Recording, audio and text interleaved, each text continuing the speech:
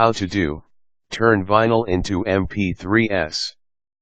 Turn your 78s into digital files, and reclaim the rare B-sides and awesome sound quality that come with vinyl.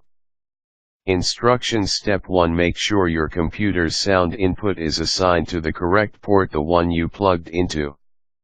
On a Mac, select System Preferences, Sound, Input, and Built-in.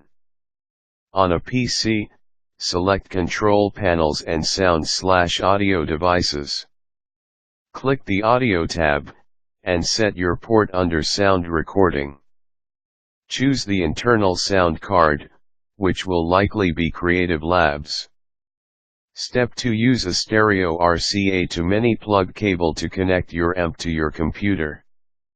On the amp side, plug the cable into the tape/monitor channel or tape output. On the computer side, plug into the computer's round audio input port.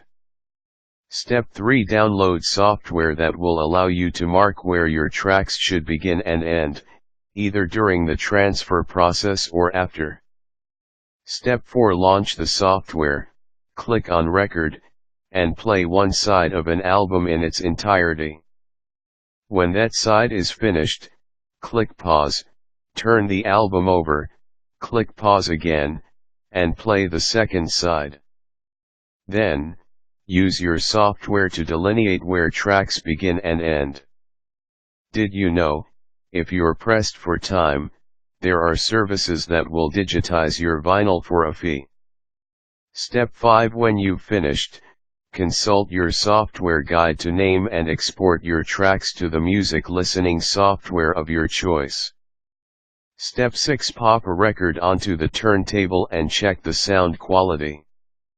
If you're experiencing any hum, shut down and unplug your equipment. Then, reposition and tighten the grounding wire. When the grounding wire is correctly connected to the grounding screw, it will eliminate any ambient electrical hum during record playback. Step 7. Plug your amp and phonograph into an electrical source, and turn them both on.